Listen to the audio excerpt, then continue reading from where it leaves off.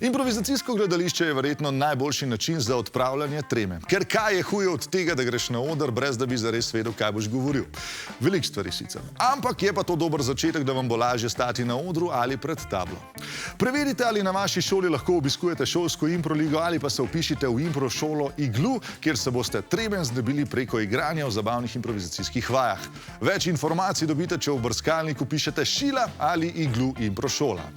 2. november je svetovni dan peklenskih jajc. In če ne veste, kaj bi danes počeli, vam predlagam tale recept. Vse, kar potrebujete, so trdo kuhana jajca. Iz njih vzamete rumenjake, jih zmešate z majonezo ali gorčico, dodate ščepec rdeče paprike ali čilija, zmešate in vstavite nazaj v trdo kuhan beljak, kjer je bil prej rumenjak in voilà, ustvarili ste deviled eggs.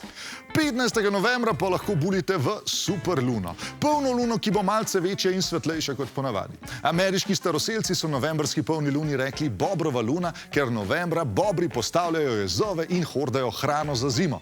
Vi pa greste lahko njim v čas do zobarja.